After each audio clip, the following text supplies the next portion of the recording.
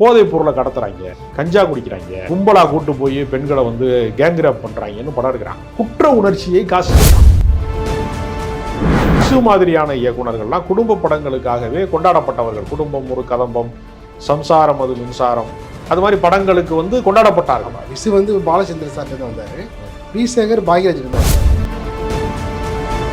சினிமாவுக்காக வந்து middle class செலவழிச்ச தொகை இருக்குல்ல, அது மிக மோசம். 10 மடங்கு 20 மடங்கு உயர்ந்து. மால் தேட்டரில் வந்து 150 ரூபா காஃபி, 390 ரூபா 400 ரூபா வந்து பாப்கார்ன். கண்டிப்பாக அவனுக்கு ஒரு 2000 ரூபா காலியாகுது.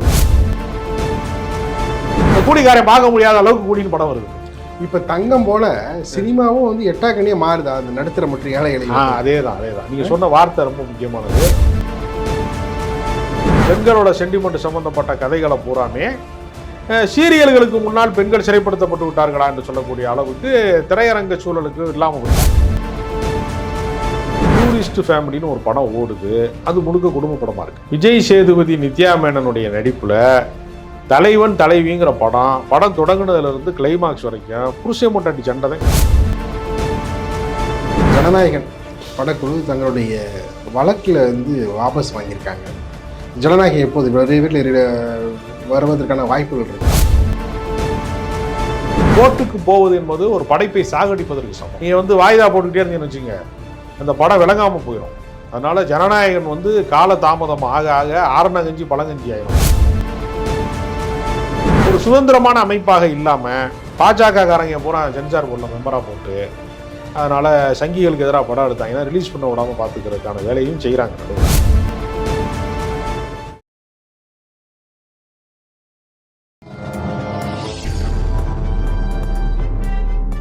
பத்திரிகை.com நேயர்களுக்கு இனிய வணக்கம். ரீரிலீஸ் படங்கள் திரைத்துறை சார்ந்து பல்வேறு விஷயமான நிகழ்வுகளை உடனுக்குடன் உங்களுக்கு வழங்கி வருகிறோம். அதன் அடிப்படையில் தான் இந்த நிகழ்ச்சியும் கட்டமைக்கப்பட்டிருக்கு. இது குறித்து விரிவாக பேசுவதற்கு இணைந்திருக்கிறார் திரைத்துறை விமர்சகர் திரு ராஜகம்பீரன் அவர்கள் நம்மோடு இணைந்திருக்கிறார். வணக்கம் சார். வணக்கம் சார். இந்த ரீரிலீஸ் படங்கள் உயிருள்ளவரை உஷா, அதே போல் பார்த்தீங்கன்னா மௌனம் பேசியது, இந்த படங்களுடைய தாக்கங்கள் சமகாலத்திலே வரக்கூடிய திரைப்படங்கள் கதை படங்களாக இருக்கிறதா, குடும்பங்கள் கொண்டாடுகிற திருவிழாவாக திரைப்படங்கள் வருகிறதா, இளைஞர்களினுடைய கொண்டாட்டமாக மட்டுமே திரைப்படங்கள் வருகிறதா, டீனேஜ் பசங்களை ஜென்சி தலைமுறை என்று சொல்கிறவர்களை 2K கிட்ஸ்ன்னு சொல்லக்கூடிய தலைமுறை இவர்களை மட்டுமே கவர்கிற படம் வருகிறதா? ஏன்னா சினிமா பார்ப்பதற்கு வயது வரம்பு கிடையாது. ஒரு சின்ன ஸ்கூல் பையன் கூட காதல் கதையை பார்க்கலாம், ஒரு வயதான ஆளும் கூட காதல் கதையை ரசிக்கலாம். உணர்வுகளுக்கு வயதாவது இல்லை, உடலுக்குத்தான் வயதாகிறது, உணர்வுகளுக்கு வயதாவது இல்லை.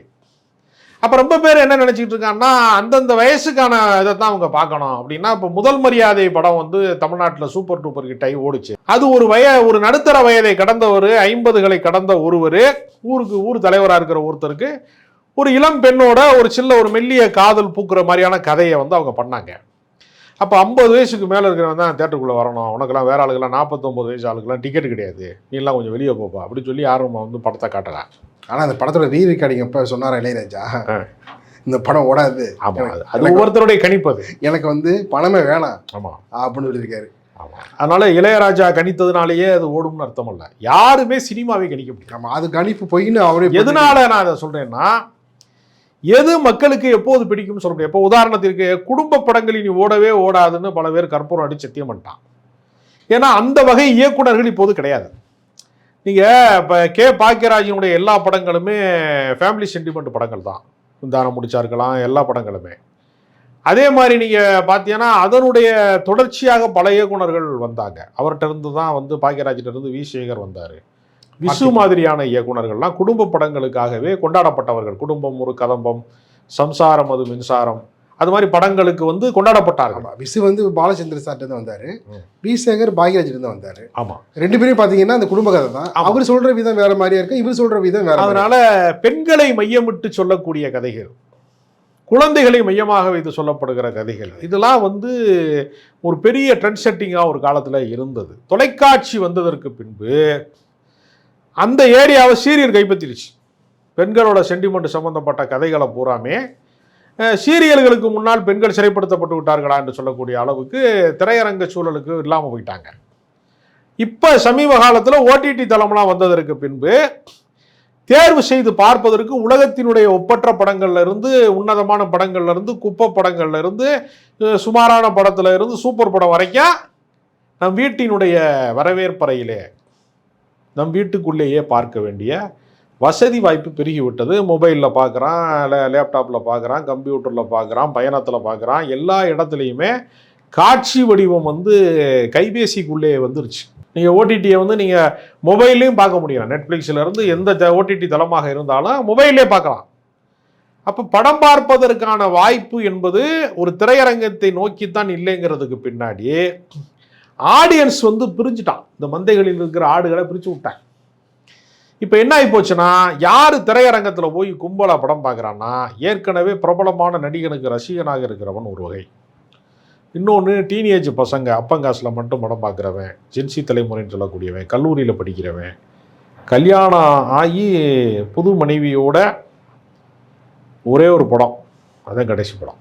அப்படி கொஞ்ச நாள் அந்த அந்த தேனிலவு காலத்தில் மட்டும் திரைப்படம் காட்டுறவன் வரைக்கும் 30 வயதுக்கு உட்பட்டவர்களுக்காக சினிமா மாறிடும். 30 வயது கடந்தவர்களுக்கான என்டர்டெயின்மெண்ட்டுங்கிறது அது தொலைக்காட்சி பெட்டியாகவோ, மொபைலாகவோ, வேற யூடியூப்பாகவோ, வேறு தளங்களுக்கு இடம் பெயர்ந்துட்டான்.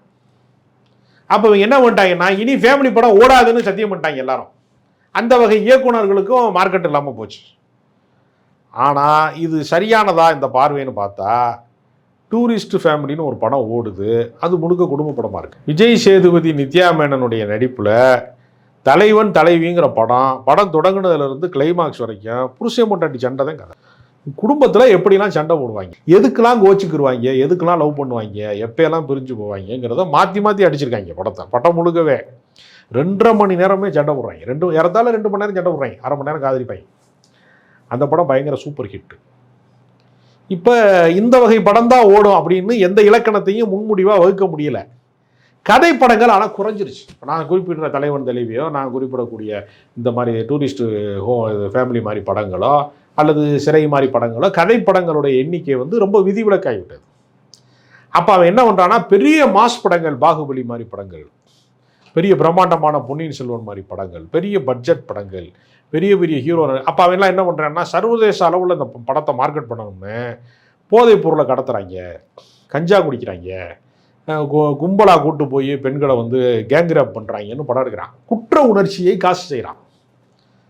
இப்போ மனிதன் என்ன செய்யறான்னா, மனிதன் வந்து சமூக சீரழிவை பூரா பிரமாண்டப்படுத்தி காசு விற்கிறான், பணமாக மாற்றுறான், டாலராக மாற்றுறான். இப்போ மனித மனம் வந்து இளைப்பாறுவதற்கு நம்ம காலத்துலலாம் நல்ல படம் இருந்துச்சு, நல்ல ஃபீல் குட் மூவிலாம் இருந்துச்சு, நல்ல சாங்ஸ்லாம் இருந்துச்சு. இறைச்சலாக இருக்கே இப்போ பாட்டு போகிறான் அப்படின்னு நினைக்கிறவன் என்ன பண்ணுறான், டக்குன்னு இளையராஜா பாட்டை கேட்குறான். அதுவும் இளையராஜா பாட்டை இப்போ போடுற பாட்டையும் கேட்க மாட்டேங்கிறான், 80களில் வந்த பாட்டை தான் கேட்குறான். அவருடைய கோல்டன் டைம்ஸை தான் அவன் எடுத்துக்கிறான். அப்புறம் கொஞ்சம் வயசு கொஞ்சம் கூடுதலாக இருக்கிற ஆள் எம்.எஸ். விஸ்வநாதன் மாதிரி முடியாதுங்க, நெஞ்சம் மறப்பதில்லை நினைக்க தெரிந்த மனமே மாதிரி பாட்டை கேட்குறான். பொற்காலத்தை நோக்கி எல்லாருமே என்ன பண்ணா ரிவர்ஸ் கியரில் போகிறான். ஏன்னா நிகழ்காலம் அவனுக்கு சுகமாக இல்லைன்னா கடந்த காலத்தின் சுகத்தை நினைப்பான். நீங்கள் ஒரு இளைஞரை பார்த்தீங்கன்னு வச்சுங்களேன், ஃப்யூச்சர் பிளான் பற்றி தான் பேசுவான். நான் டாக்டர் ஆக போகிறேன், நான் வந்து அமெரிக்கா போக போகிறேன், அப்படி இந்த மாதிரி பேசுவான். ஒரு வயது கடந்தவரை பார்க்குறீங்கன்னு வச்சுக்கோங்க, நடுத்தர வயது கடந்தவரை, அவர் என்ன செய்வார்னா கடந்த காலத்தை தான் பேசுவார். ஏன்னா அவர் என்ன செய்வார், நான் பயங்கரமாக வந்து நீச்சலில் அடிச்சு இந்த பக்கம் ஆற்றுல அடிச்சு அந்த கரைக்கு போனேன் அப்படின்னு அப்போ சொல்லுவார். ஏன் அதை இன்னைக்கு சொல்கிறாருன்னா, இன்னைக்கு அவரால் வந்து நீச்சல் அடிக்க முடியாது, இன்னைக்கு அவரால் வேகமாக நீந்த முடியாது. அப்போ இந்த கடந்த காலத்தை நோக்கி பயணிக்கிறதுல 2 விஷயம் இருக்குது. நல்ல கதைப்படங்கள் வராத குற்றம் இருக்குது. மிகச்சிறந்த படங்கள்லாம் வந்து இப்போ இல்லாமல் போச்சுங்கிற கவலை இருக்குது. ரொம்ப ரேர்ஸாக வந்து நான் சொல்கிற மாதிரி சில படங்கள் வருகிறதே தவிர அதிகமான படங்கள் வரலை. கதை படங்கள், லோ பட்ஜெட் படங்கள் அப்படிங்கிறதுக்கு மார்க்கெட்டே இல்லை, தேட்டருக்கு ஆடியன்ஸே வரமாட்டாங்க அப்படிங்கிற ஒரு நிலைமை உருவாயிருச்சு. இப்போ என்னென்னா, நீங்கள் ஓடிடியில் படம் பார்க்குறதுக்கும் தேட்டரில் படம் பார்க்குறதுக்கும் பயங்கர வித்தியாசம் இருக்குது. தேட்டர் எக்ஸ்பீரியன்ஸை வந்து ஒரு ஓடிடி தரவே முடியாது. ஏன்னா ஒரு ஒரு எவ்வளோ தான் நம்ம பெரிய ஸ்க்ரீன் நம்ம பார்க்கணும்னா திரையரங்கத்தின் அளவுக்கு பார்க்க முடியாது. எவ்வளோ பெரிய கோடீஸ்வரனாக இருந்தாலும் திரையரங்கத்தோட ஸ்க்ரீன் லெவலுக்கெல்லாம் வீடு கட்டி பார்க்க முடியாது. அதுக்கு அதானி அம்பானியாக இருக்கணும், நார்மல் வந்து யாருமே செய்ய முடியாது. சரி, அப்படியே இருந்தால் கூட அவனுடைய சொந்த வேலைகள், ஃபோன் வந்துடும். நீ சினிமா தேட்டரில் இருக்கேன்னு வச்சுக்கோங்க, ஃபோன் எடுக்க மாட்டியா, படம் முடிச்சு தான் இன்டர்வெல்ல தான் கூப்பிட்டு என்னப்பா விஷயம், நான் அந்த தேட்டரில் இருந்தேன்ப்பா அப்படின்னு சொல்லுவீங்க. இந்த தேட்டர் எக்ஸ்பீரியன்ஸில் இருக்கக்கூடிய சவுண்டு, அதில் இருக்கக்கூடிய லைட்டு, அதில் இருக்கக்கூடிய ஏசி, அதில் வந்து நீங்கள் இருட்டறையில் உட்காந்து படம் பார்க்குறீங்க, வெளிச்சத்தில் படம் பார்க்கல. அப்போ நீங்கள் கண்ணீர் காட்சிக்காக நீங்கள் கண் கலங்கினால் யாரும் உங்களை பார்க்க போகிறதில்ல. காதல் காட்சிக்காக நீங்கள் மகிழ்ந்தா உங்கள் ரியாக்ஷன் என்னங்கிறத யாரும் பார்க்க போகிறதில்ல. அதில் வர கதாபாத்திரங்கள் ரியாக்ஷனை தான் பார்க்குறான். அப்போ தேட்டர் எக்ஸ்பீரியன்ஸுங்கிறது கிடைக்காது. நல்ல கதைப்படங்கள் கிடைக்காதனால பழையபடி பழைய படத்துக்கு போவோம். இப்போ நான்லாம் உயிருள்ளவரை உஷா வரும்போது என் குழந்தை பருவம், நான் நடுத்தர வயதை அடைஞ்சிட்டேன். என் குழந்தை பருவத்தில் நான் தவற விட்ட படம் நான் பார்க்கல. நான் வந்து காலேஜ் படிக்கிற காலத்தில் மௌனம் பேசியது வருது அப்படின்னா, மௌனம் பேசியது காலகட்டத்தின் வயது என் வயது வந்து அப்போ நான் வந்து டீனேஜாக இருக்கேன். இப்போ நான் வந்து அந்த ஏஜில் இல்லை. இப்படி ஒவ்வொரு மனிதனுக்குமே அவனுடைய பருவத்தை நினைவு கூறுவதாக மாறுது. நான் 10th படிக்கும் போது இந்த சாங் வந்துச்சுங்க, கீதாஞ்சலிங்கிற படத்தில் துள்ளி எழுந்தது காத்துன்னு ஒரு பாட்டு வந்துச்சுங்க அப்படின்னு சொல்கிறதும், நான் வந்து ஃபஸ்ட்டு எங்கள் வீட்டில் டிவி வாங்குறப்ப கடலோர கவிதை வந்துச்சுங்க அப்படின்னு சொல்கிறதுக்கு நினைவு கூறத்தக்கதாக அது இருக்குது.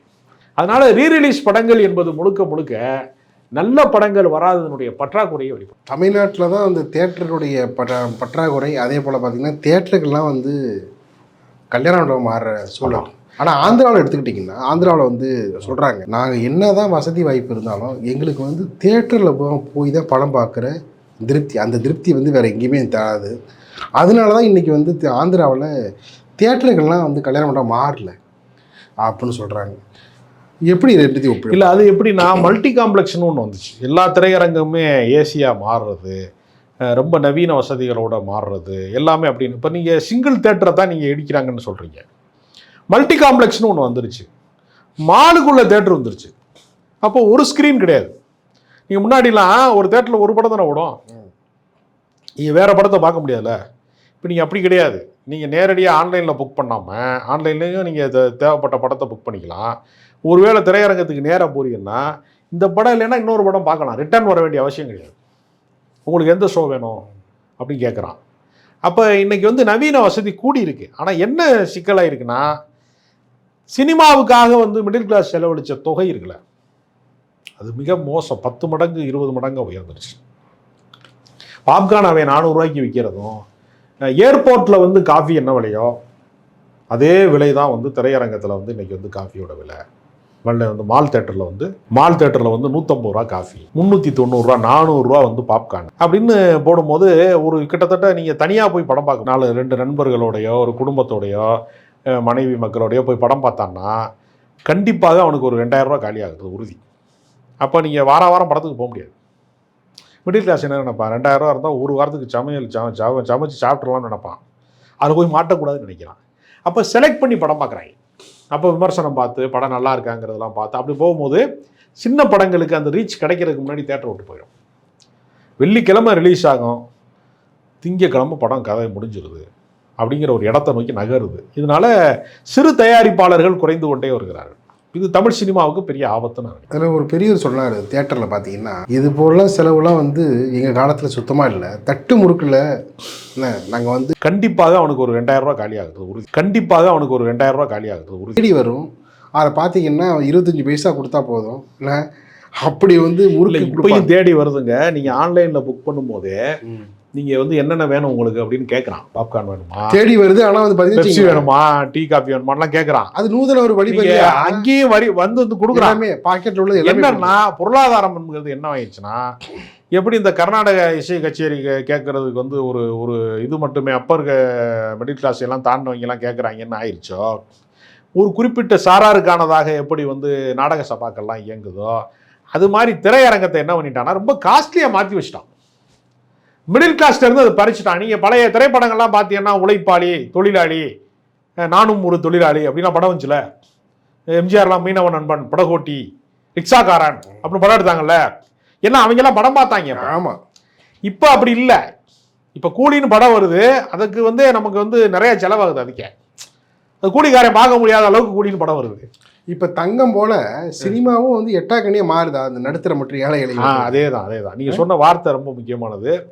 அதை வந்து சாமானியர்களிடமிருந்து சினிமாவை அந்நியப்படுத்தி அதனால தான் அவன் வந்து என்ன நினைக்கிறான், டெரர் படமாக எடுக்கிறான். விமானத்தை தீ வச்சு கொளுத்துறாங்க, உடைக்கிறாங்க, கடத்துறாங்க, கப்பலை உடைக்கிறாங்க, அங்கேருந்து ஒருத்தன் வந்து உடம்புலாம் வெடிகுண்டோட வந்து வெடிக்கிறான் அப்படின்னு ஆக்ஷன் படங்கிற பேரில் கொடிய வன்முறை காட்சிகளை, வன்முறையை நார்மலைஸ் பண்ணக்கூடிய படங்களை திரும்ப திரும்ப எடுத்துக்கிட்டே இருக்கான்.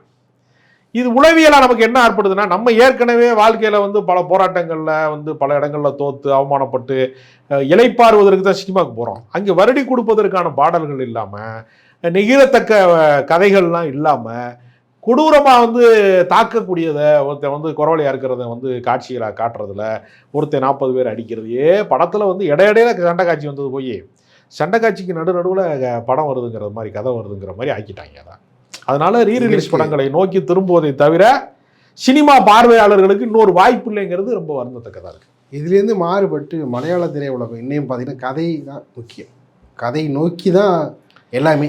இல்லை, அதற்கு என்ன காரணம்னா அங்கே இருக்கக்கூடிய கதாநாயகர்களுடைய தேர்வு முக்கியமானது. இங்கே இருக்கிறவன் என்ன நினைக்கிறான்னா, வழிப்பறி கொள்ளைக்காரன் மாதிரி மொத்த பணத்தையும் வாங்கி வச்சுக்கிறோன்னு நினைக்கிறான். 10 கோடி ரூபாய்க்கு படம் எடுக்கிறாங்கன்னு வச்சுக்க, 10 கோடி ரூபாயில் சினிமாவுக்கு செலவழிக்கிறது எவ்வளவு அப்படின்னு பார்த்தீங்கன்னா, கதாநாயகன் வந்து பெரும்பகுதி பார்த்தீங்கன்னா 5 கோடி 6 கோடி சம்பளம் வாங்குறான். 4 கோடிக்கு படம் எடுக்கிறாங்க, 6 கோடி ஹீரோ சம்பளங்கிறாங்க. அப்போ நீங்கள் கூட்டி கழிச்சு பார்த்தீங்கன்னா பாதிக்கு மேலே அவன் தின்றான். கதாநாயகங்கிற பேரில் ஒரு வழிப்பறி கொள்ளைக்காரர்கள் மாதிரி அந்த அந்த படத்துக்கான செலவு குறைவாக இருக்கிறார். 60% வந்து அவன் எடுத்துகிட்டு போயிட்டான் அப்படின்னா 40% தான் நீங்கள் வந்து அந்த அந்த பொருளாதாரத்துக்குள்ளே தான் படம் எடுக்கணும், பட்ஜெட்டுக்குள்ளே தான் படம் எடுக்கணுங்கிற நிலைமை இருக்கிறது. அதனால் ஹீரோக்கள் வந்து இங்கே இருக்கக்கூடியவனுக்கு வந்து இலக்கிய வாசிப்பு இல்லாமல், சமூக அறிவு இல்லாமல், ரொம்ப குறைவான பேர்களுக்கு தான் வந்து அரசியல் அறிவு இருக்குது. நடிகர்களாக இருக்கிறவங்களுக்கு ஒரு நாலேஜ் வேணும்ல, ஒரு சிறந்த கதையை தேர்வு செய்வதற்கான நாலேஜ் வேணும்ல, அது இங்கே இல்லை. அதனால் என்ன பண்ணுறான்னா, குப்பை குளத்தை அவன் பார்த்து எதை வேணாலும் எடுக்கிறான். அவனை ப்ரொமோட் பண்ணுறதுக்கு, ரசிகர் மன்ற செயலாளராக இருக்கிறதுக்கு எவன்லாம் தகுதி உள்ளவனாக இருக்கானோ அவனை டைரக்டர் ஆக்கி விட்றான். அவன் வந்து ஒரு பறந்து பறந்து அடிப்பார், 10 பேர் அடிப்பார், 100 பேரோட டான்ஸ் ஆடுவார், குரூப் டான்ஸ் ஆடுவார்னு படம் எடுத்து கொடுக்குறான். இந்த மசாலாவை திரும்ப திரும்ப பார்த்து மக்கள் டயர்டாகிறான். புதிய எக்ஸ்பீரியன்ஸ் இல்லையே. ஒரு தேட்டரில் போய் ஒரு படம் பார்க்குறோம், ஒரு புதிய அனுபவத்தை பெற முடியவில்லையே. இப்போ நீங்கள் சமீபத்தில் பார்த்தீங்கன்னா தலைவர் தம்பி தலைமையில் அப்படின்னு ஒரு படம் சூப்பர் ஹிட் ஆச்சு. ட்ரிபிள் டி அது ஏன் ஹிட் ஆச்சு அப்படின்னு பார்த்தீங்கன்னா, அதுக்குள்ளே ஹீரோயிசம் இல்லை. எதிர்த்த வீடு காலையில் விடிஞ்சா கல்யாணம் ஒரு வீட்டில், நைட்டு எடுத்த வீட்டில் இருக்கக்கூடிய வயசான பெருசு வந்து மண்டையை போடுறான். 10:30 மணிக்கு இவங்க தாலி கட்டணுங்கிறாங்க, 10:30 மணிக்கு பாடி எடுக்கணுங்கிறான். 2 எடுத்த வீடு, 2 பேருக்கு முன்பகம் இருக்குது. ஏற்கனவே 2 பேருக்குள்ள பேச்சுவார்த்தை கிடையாது. இந்த வன்மத்தை தீர்த்துக்கிறதுக்கு இந்த நேரத்தை பயன்படுத்துகிறாங்க 10:30 மணிக்கு. இதுக்கு நடுவில் ஒரு ஆள் பூந்து பஞ்சாயத்து பண்ணுறாரு. அப்படித்தான் கதை. கடைசியில் என்ன ஆச்சு அப்படிங்கிறதான் கதை. இது அவ்வளவு சுவராசியமாக, காமெடியாக, என்டர்டைன்மெண்ட்டாக அவ்வளவு சூப்பராக எடுத்துருக்காங்க. மேக்கிங் அப்படி ஒரு நல்ல அது மேக்கிங் இல்லை, அது உணர்வுகளை சரியாக ப்ரெசென்ட் பண்ணுறது இருக்குல்ல. நீங்கள் எவ்வளவு தொழில்நுட்பத்தை நீங்கள் கொட்டி கொடுத்தாலும், நீங்கள் என்னதான் வந்து என்னென்ன கேமராலாம் வச்சு எடுத்தாலும் உணர்வுகளை கடத்த முடியலைன்னா படம் ஃபெயிலியர். அதனால தான் டைட்டானிக் மாதிரி கப்பல் கவுத்துற படம் எடுக்கிறவன் கூட அதுக்குள்ளே ஒரு காதல் கதையை வைக்கிறான். ஒரு ஒரு ஒரு ஏழையான ஒருத்தன் ஒரு வசதியான ஒருத்தன் விட்டு ஒரு பெண்ணோட காதலிக்கிறான், அந்த மோதிரத்தை தேடுறாங்க கடைசியில் கடற்குள்ளெல்லாம் வைக்கிறான்ல. அப்போ வந்து சென்டிமெண்ட்டு தான் எல்லா இடத்துலையும் ஒர்க் அவுட் ஆகுதே தவிர நீங்கள் செயற்கையான பிரம்மாண்டங்கள் வந்து கதையை நகர்த்துவதற்கு உதவலை. அது வந்து ஒரு சின்ன வியப்பு தானே. நீங்கள் முதல் முறையாக கடல் பார்க்குற ஒரு சிறுமிக்கு வேணால் அது பயங்கர வியப்பாக இருக்கலாம்.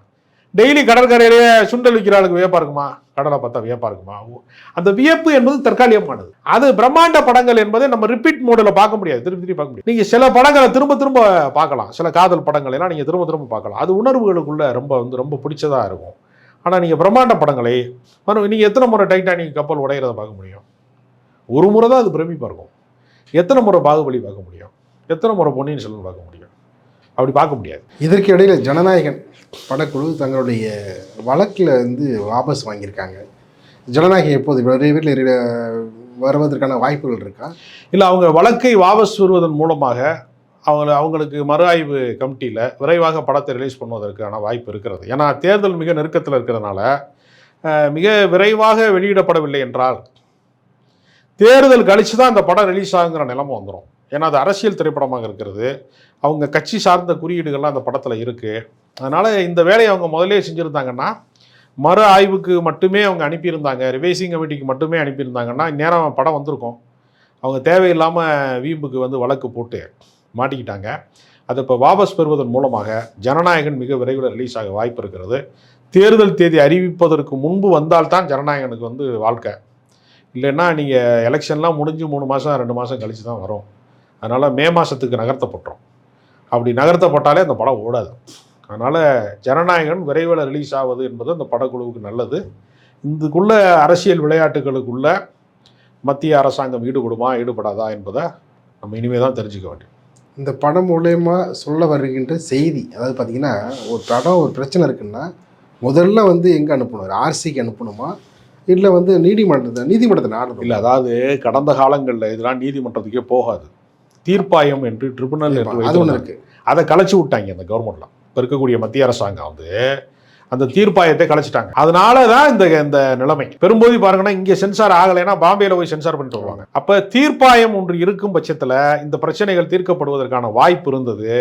அதை கலைத்ததன் மூலமாக கோர்ட்டுக்கு போனால் இங்கே ஏற்கனவே ஃபைல் நிரம்பி வலியுது. அவன் ஏற்கனவே பல சிவில் வழக்குகள், கொலை வழக்குகளையும் கிரிமினல் வழக்குகளையும் கையில் வச்சுக்கிட்டு இருக்கான். அங்கே போய் உடனடியாக தீர்க்கப்படக்கூடிய வாய்ப்பு என்பது ரொம்ப குறைவு. அதனால் கோர்ட்டுக்கு போவது என்பது ஒரு படைப்பை சாகடிப்பதற்கு சமம்.